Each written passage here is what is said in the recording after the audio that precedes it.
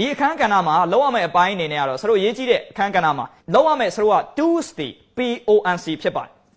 PONC 2နဲ့ management လုပ်ပါဟုတ်ပြီနော်ဆရာတို့အရှိမဖော်ပြသွားတဲ့ mission ဟုတ်ပြီနော်ဆရာတို့ရဲ့ရည်မှန်းချက်ပန်းနိုင်ရပြီဆိုရင် smart တိတိကျကျဖြစ်ပြီဆိုရင်အခုအပိုင်းမှာလောက်ရမယ့် tools တွေ PONC 2ဖြစ်ပါတယ် planning နံပါတ်1အစာပိုင်းမှာရေးဆွဲထားသော business plan နဲ့အတိုင်းပဲဟုတ်ပြီနော်အခုပိုင်းမှာဆရာတို့ဘာလုပ်ရမလဲဆိုရင် organizing ရှိတဲ့လူတွေငွေတွေနဲ့ဆရာတို့ဈေးကွက်လေးတစ်ခုစတင်ပြီးတော့ account ထဲပေါ်တာကို organizing လုပ်တယ်လို့ခေါ်တယ်ဟုတ်ပြီ organizing လုပ်တဲ့အချိန်မှာခုနဆရာတို့ပြောသွားတဲ့ leader ရဲ့စွမ်းရည်သိရေးကြည့်တယ် leading ဥဆောင်တဲ့ပုံစံတွေသိကိုရေးကြည့်ပါဒါကြောင့် plan နဲ့အတိုင်းကို organizing လက်တွေ့ account ထဲပေါ်ပြီးပုံစံလေးပေါ်သွားပြီဟုတ်ပြီနော် start တဲ့လုပ်ငန်းလေးတစ်ခုဖြစ်သွားပြီအဲ့ဖြစ်တဲ့လုပ်ငန်းလေးကိုဆရာတို့ဘာလုပ်ဖို့လိုအပ်တယ်လဲဆိုရင် leadership leading ဥဆောင်တဲ့သူရဲ့စွမ်းရည်သိရေးကြည့်တယ်ဥဆောင်သူရဲ့ view ဟာဥဆောင်သူရဲ့ system ချမှုအဲ့ဒါသိရေးကြည့်တယ်ဥဆောင်သူရဲ့ motivation ဒါတွေသိရေးကြည့်တဲ့အခါမှာဒါကြောင့် leader ရဲ့ဆရာတို့ရဲ့ဥဆောင်တဲ့စွမ်းရည်သိရေးကြည့်တယ်အဲ့ဒီစွမ်းရည်ပြီးတဲ့အခါမှာ PONC CD controlling ဖြစ်ပေါ်လာတဲ့အချိန်တွေပေါ်မူတည်ပြီးတော့ထိန်းကွပ်စီမံခန့်ခွဲပြီးတော့ပြန်ပြောင်းဝင်ပြောင်းရမယ် plan က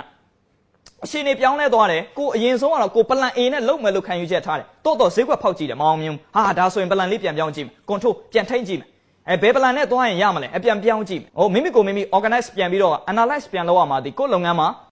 PONC နဲ့ management ဝယ်ရမှာမယ်ဒီနေ့ဒီအချိန်ခါဒီယေရှုဆန့်ရအချိန်တက်မိဘတွေအတွက်ဆရာသမားတွေအတွက်ကိုယ့်ပေါ်မှာယေရှုရှိတဲ့သူတွေအတွက်ယေရှုဆန့်ရအချိန်တက်